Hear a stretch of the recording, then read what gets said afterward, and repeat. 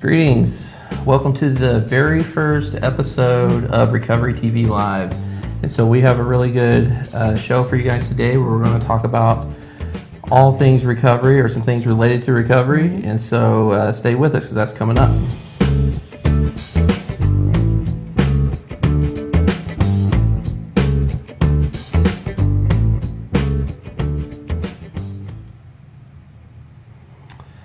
Welcome everybody to Recovery TV Live, to the very first episode. I'm Josh Nichols. This is my colleague and co-host, Carrie Kiger.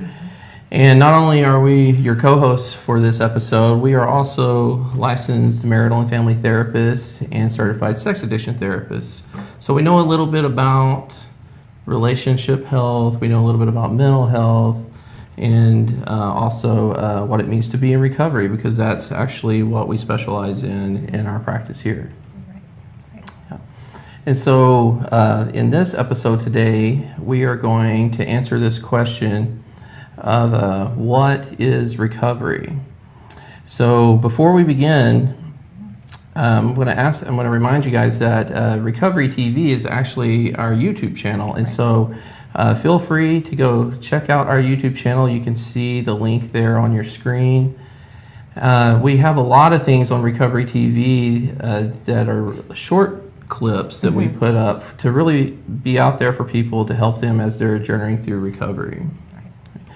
In addition to that, if you're actually watching the rebroadcast version of this on YouTube and you want to join in for the live discussion on Recovery TV Live, then what you need to do is go find us on Facebook, like our channel, and then find the events and like the events and stay informed with us and join us, because we hope to be able to interact with some of the viewers that are watching and answer some questions with that.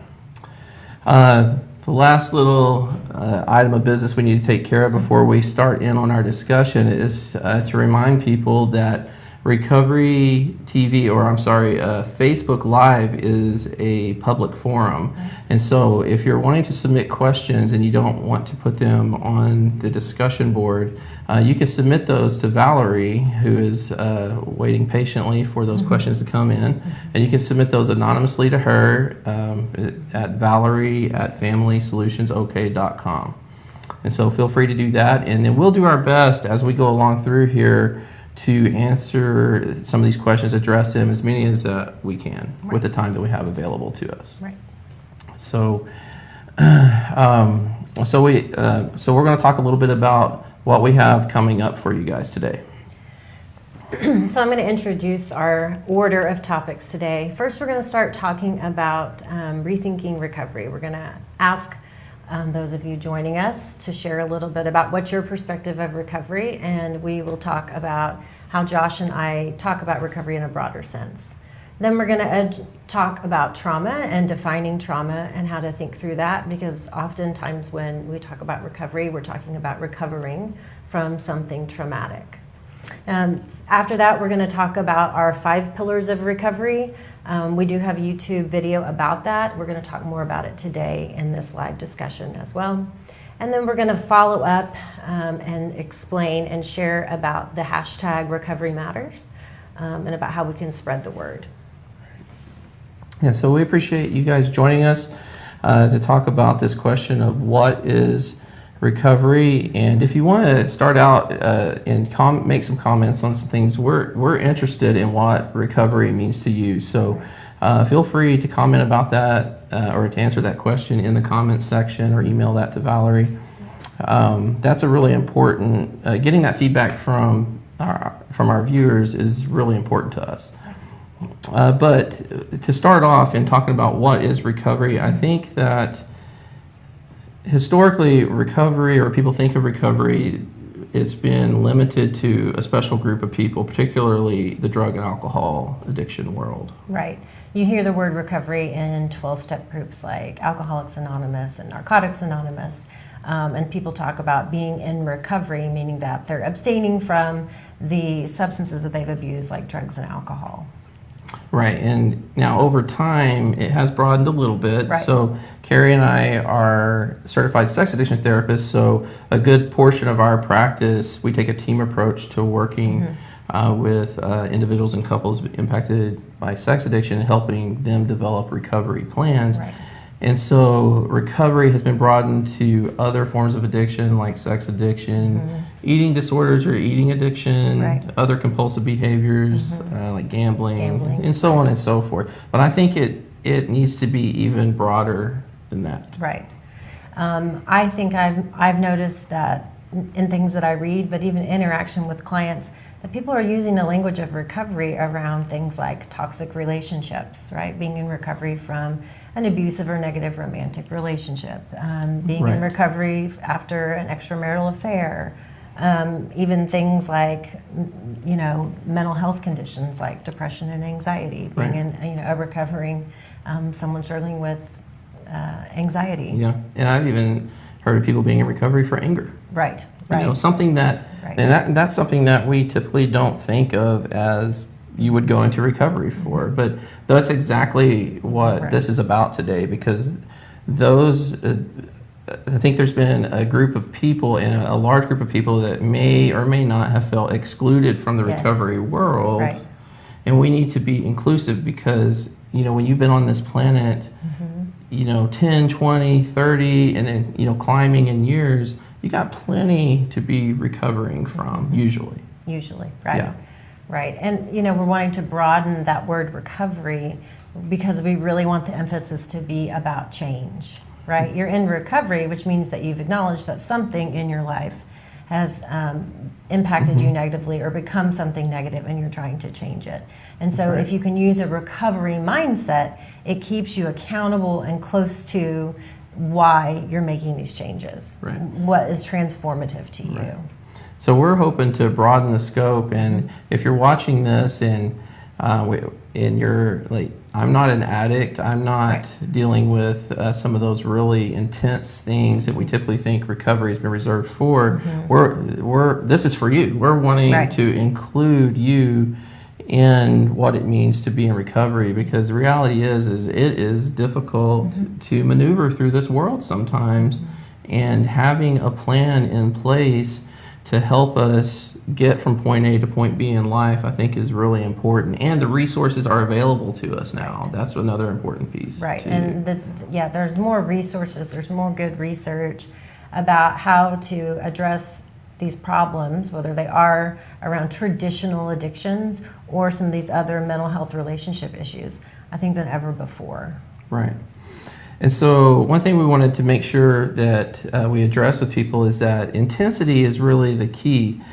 So a lot of you might be watching this and say, well, I'm in recovery because I'm in therapy, or I'm in recovery because I attend a 12-step meeting or attend a 12-step like meeting, like a Celebrate Recovery, even has recovery in the name. Right.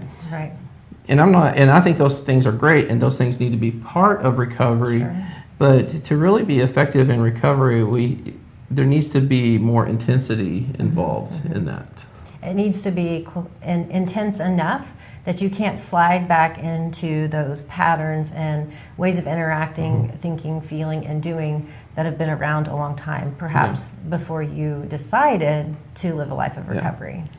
Carrie, one of the powerhouses in our world when it comes to weight loss and dieting is Weight Watchers, right? And if you know anything about Weight Watchers really incorporates that kind of model, or so it seems. Because people that are successful in Weight Watchers, they're waking up every day asking themselves, or at least thinking about Weight Watchers, or thinking about what Weight Watchers has been teaching them. And they got to count their points. They're thinking about what's on the menu for today. They have their accountability system in play. And I think that actually serves as a really good model for what I think it means to be in recovery and do recovery well. Right. And I think that Weight Watchers and a lot of other kind of around nutrition and exercise programs are really good models, because it's about having a plan, it's about identifying weak spots, it's about having accountability, it's about having people around you supporting you, and it's about having an end goal in mind. Right. Now, we want to be clear with everybody, we don't want you to confuse intensity in recovery with obsessing or obsession on recovery. In fact, we've kind of talked about a term that we call compulsive recovery, which is actually something that really happens mainly in the world of addiction, where an addict will start the recovery process and really find some benefit in it, but then recovery kind of becomes a new drug, and they're still experiencing a lot of the same outcomes in terms of the consequences to being distant from their families and not being around, not being emotionally available.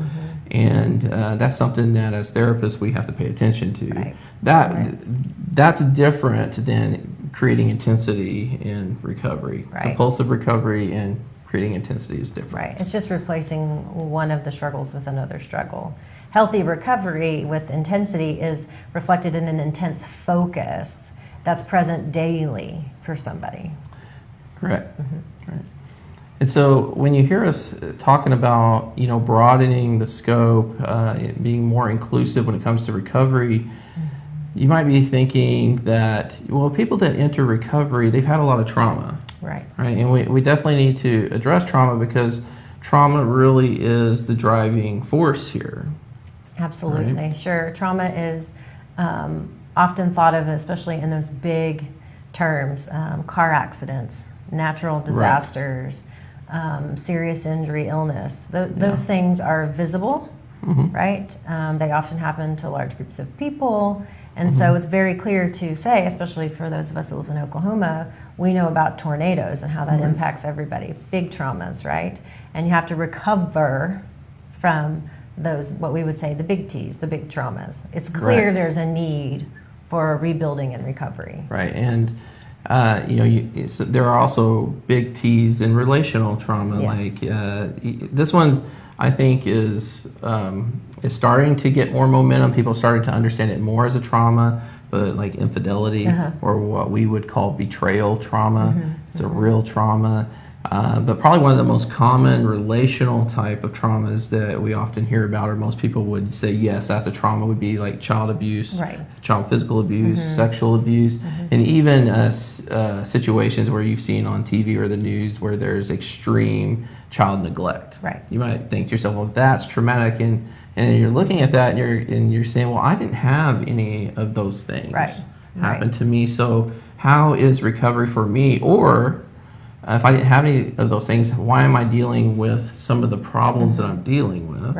And that's because there are what other we call types. what we would call the little T's. And so these are the smaller traumas, so to speak, that perhaps if they happened once or twice, perhaps if you had a great support system around you, they wouldn't be as significant. And those are examples are things like being bullied in school, emotional neglect by your family that you were raised in, an embarrassing social or educational situation. Like your teacher embarrassed you, or where you were in public when something embarrassing happened. Those are things that you remember, And so one definition that and how we define trauma when we're working with people is that trauma is basically any difficult life experience or life event that you'll just never forget. You just know it. At your heart of hearts, you're just never going to forget that. And some of those things may have big impacts on you. Some of them may not. And some of them you think didn't have a big impact on you, and it did. But that's just how trauma works. And when I heard you talking about some of the little T's, for example, it had a thought come in my head. I'll share that, and that is, if you think about growing up in a family where there's not much emotional support or nurturance, and that's a fairly common phenomenon in our culture. And I often say that it's an easy hole for parents to fall into, and very good people fall into that hole at times and don't even know it.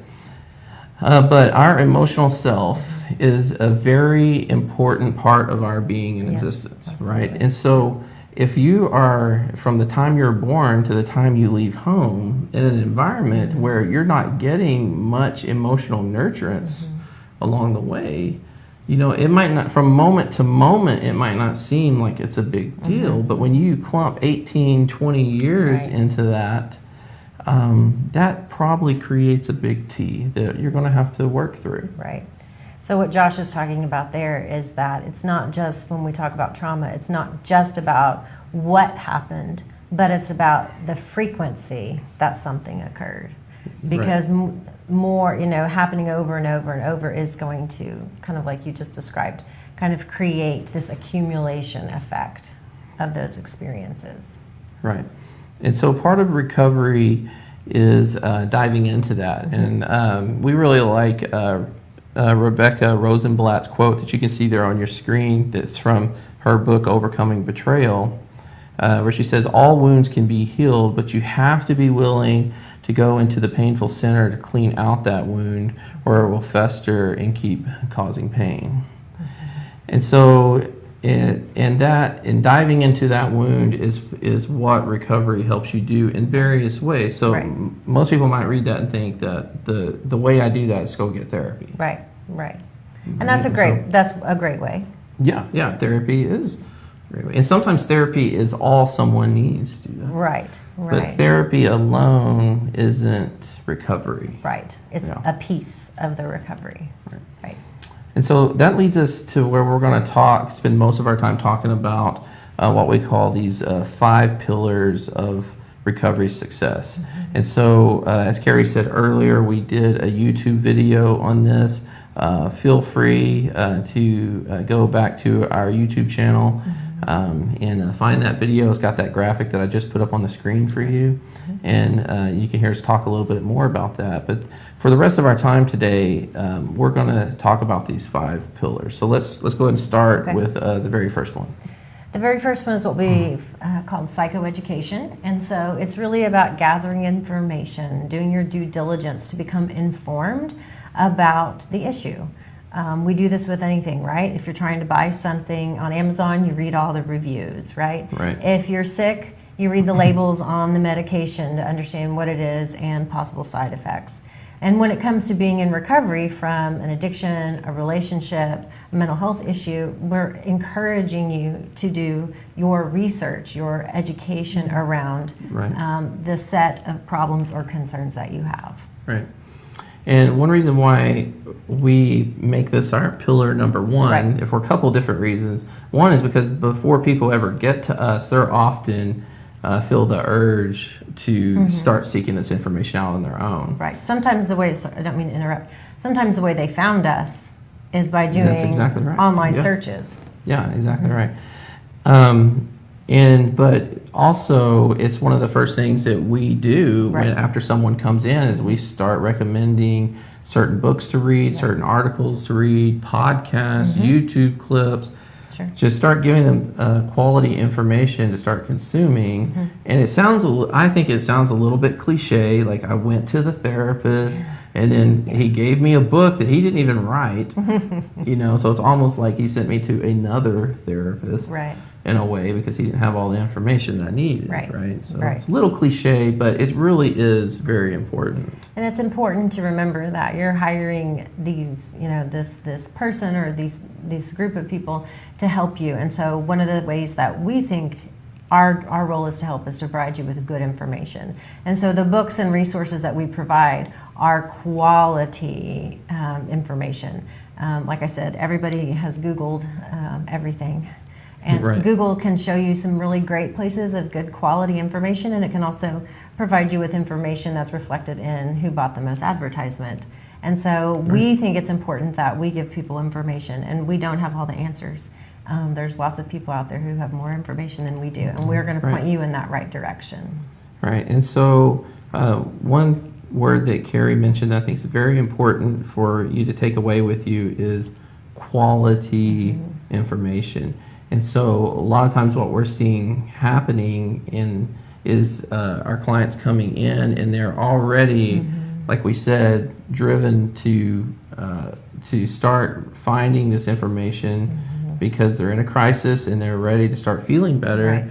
But there's so much bad information on the internet. And sometimes they come in with some really good stuff. Sometimes they come in with some really bad stuff or a mixture of both. But that's where, a therapist that really knows what they're doing, that is well versed in the field, can really point you to some quality resources. And maybe not just a therapist, maybe someone that just works in recovery, because there's a lot of great nonprofits and even for-profit places that knows their stuff really well. That know how to give you good scientific, quality reviewed information. Right. So pillar number 2 is, I'm sure you saw this coming because we keep mentioning we're therapists and we ask your therapist and saying things like that. But doing individual therapy, and of course if you're in a couple relationship, and a lot of times if it's affecting you as an individual, it's probably affecting the couple relationship. But doing some form of individual and or couples therapy is really important as part of your recovery process. And probably pillar number 1 backs up the idea for pillar number 2, right? Explain what you mean on that. What I mean is that if you read good books, if you go to good websites, if you listen to experts, they're probably going to encourage you to have a trained, licensed, specialized therapist to help you do your best. I always like to think about it in medical terms. If I break a bone, I want the best orthopedic to take a look at my bone, right? I don't want to mess around with somebody who does it a little bit. And so you want to find a therapist that specializes in whatever you're coming to therapy for. So one of the challenges here, Carrie, is that not everybody can afford therapy. Most therapists charge. We charge for the work that we do here. And frankly, most recovery work isn't very cheap either. And I don't have a graphic to put on the screen, but there are some really good therapist directories that you can go check out, like psychologytoday.com. If you're looking for a sex addiction therapist, you can go to sexhelp.com and find those therapists. But there are also a lot of other resources out there. We know there are some in our community that can help put together these recovery plans for you. And one thing that you can do is you can go to our website and peruse our website a little bit, send us an email, ask us questions. So we'd be happy to share what resources that we have available. But that's where having somebody in your corner, I think, that knows what they're doing to help guide you through this process can help plug you in with a therapist that is that's feasible for you, and good for you too. So let's go to pillar number 3. This is one no one likes to talk about, right? No one except for Josh and I. That's right. This is group therapy. And the reason that Josh and I like to talk about it so much is it's probably one of our favorite things to do in our work. And the reason it's one of our favorite things to do is because it is very powerful. It makes a big impact on our clients. And so being able to experience that and see how that works, it makes us a believer for sure. And a lot of you looking at this, you see the word group in there, and it creates a lot of anxiety and angst, And so the same thing happens when we talk to our clients about this. And I don't know if it's going to happen any other way. It's just, it would make anybody nervous to walk into a group of people and start spilling your guts, basically. But as Carrie said, this is where the magic happens. The group, we can't even explain it. I mean, it's just, one reason why we like to talk about it so much is because it's just so amazing to watch it happen. And of course, I'm a big thinking person, and so I often get accused of like overselling movies, and people don't enjoy the movie and things like that. So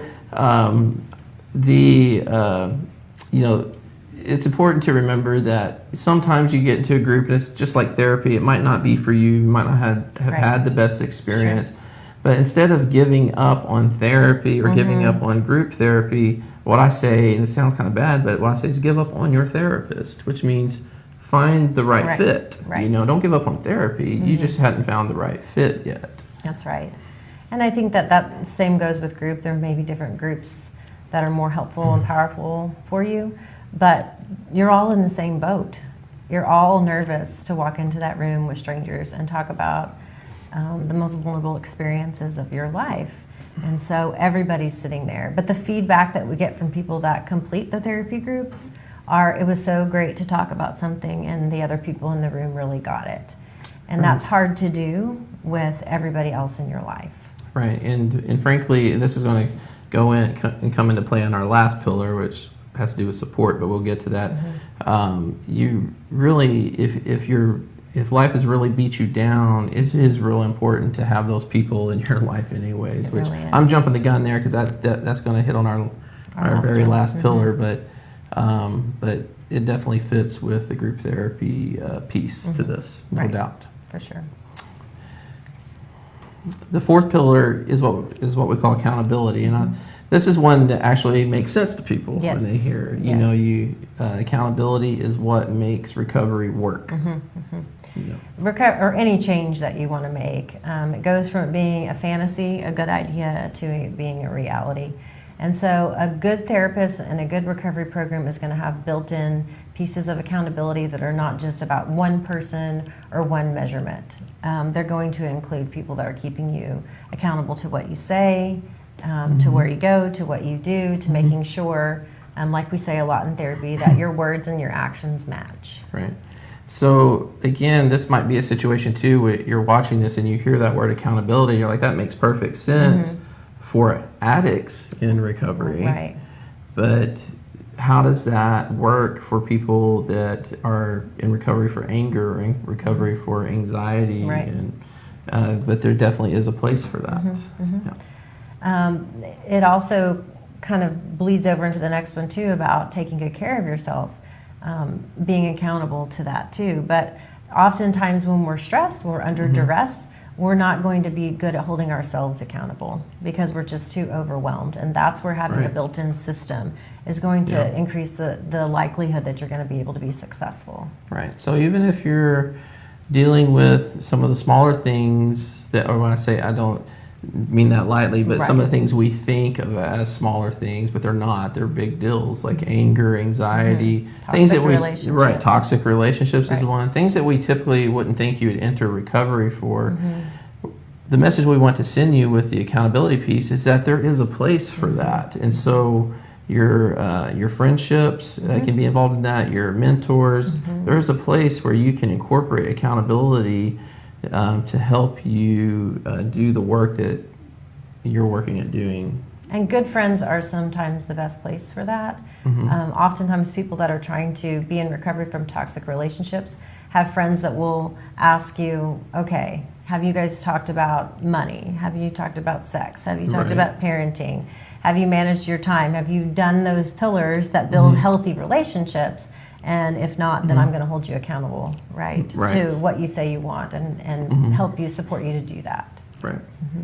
And so obviously we have been dying to get to this one because we keep mentioning it before we were ready to talk about it. So, but I think that there's, those are probably some Freudian slips in a way, because this is such a big deal in recovery. In fact, I don't see recovery really working without this piece. I know, it's the last one, but it kind of is a piece of all of them, really. And because Josh and I work, from this perspective that we're trying to build mental health and wellness in everybody, that really starts with taking good care of yourself. Taking good care of yourself physically. You cannot ask somebody who's overwhelmed and hasn't rested and hasn't given their bodies nourishment, hasn't exposed themselves to sunlight, to really be able to cope with the stress of mental health conditions or make good decisions in relationships. And so self-care and learning how to do that is essential if you really want to be able to live that life of recovery. Right. I hear a lot of people that'll quote the common phrase that was made popular by the Bible, which is love yourself as your neighbor. And sometimes they'll bring that up and I'll ask them, how's your neighbor feel about that? Because the reality is that it's kind of a cultural problem. We're not real good at taking care of ourselves. Right. But it becomes imperative in the recovery process to start doing that. And for a lot of people, it feels very unnatural for them to do that when they've spent so much of their lives giving and giving and giving to others. Even addicts will do that Yeah, to some yeah, degree. sure. You know, a lot of people think of addiction as a very selfish thing, and there is a selfishness component, Right. but there is also a selflessness component, because addicts aren't sharing. We talk about the double life. You've probably heard that. They often split off from themselves because that second life is where their darkness lies, and they don't want to trouble people they love with their darkness. Right.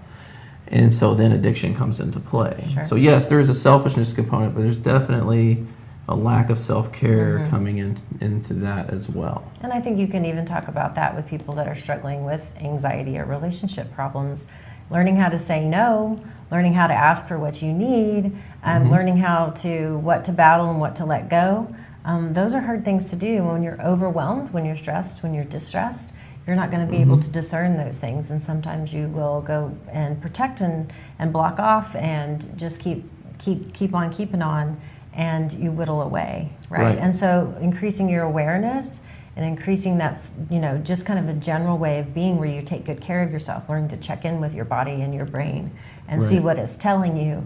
That is a skill that we think is an incredibly important pillar for recovery success. Right. So that pretty much covers our what we call our 5 pillars for recovery success. Just real quickly though, let's talk about this hashtag Recovery Matters. Okay. Because what we're getting at with this is that there's such a strong stigma in mental health in general, and we're not asking people to, on a whim, to go and just start sharing all their darkness, all their secrets on social media or anything like that. In fact, that would actually be something we discourage, because oversharing. Oversharing. Your story is privileged information, especially the darker elements to it. So who you tell and what you tell is very important. But the hashtag Recovery Matters is really to kind of help break that stigma and kind of welcome globally everybody into the recovery community, to say that we all have something to recover from, and we shouldn't be ashamed of it. Right. And it's very empowering, right, to be a part of a community, to have membership, right, with a group. It's very, very healing for anybody that's struggling. And so we think it's also part of our job as mental health clinicians to advocate for being more open and being more honest about recovery, about mental health and relationship problems. Right. And so what we're going to do is after this very first episode of Recovery TV Live, as we start posting on our professional social media accounts from this point forward, we're going to start including the hashtag Recovery Matters. And so as you're in your life, you're seeing good articles come across, things that good books, literature, things that other people are posting, or if you're sharing this video, hashtag that with Recovery Matters as a way to welcome everybody into the recovery community. Right. So we appreciate you guys being with us on our very first episode of Recovery TV Live. Again, just want to remind you to go check out our website, familysolutions.ok.com, and kind of peruse that. We got a lot of cool things on there. But more importantly than that, we want to invite everybody to be here 1 week from today. We will be doing another episode of Recovery TV Live where we talk about this issue of living in a pornified culture. And so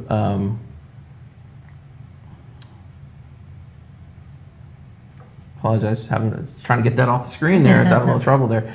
But again, that's what we're going to be doing next week. And we got a whole lineup of 10 episodes that we're going to do before the end of the year, where we have some very special guests. You can see that schedule on our Facebook page and our website. And we encourage you to be back here with us next time. Thanks for joining us. Thank you.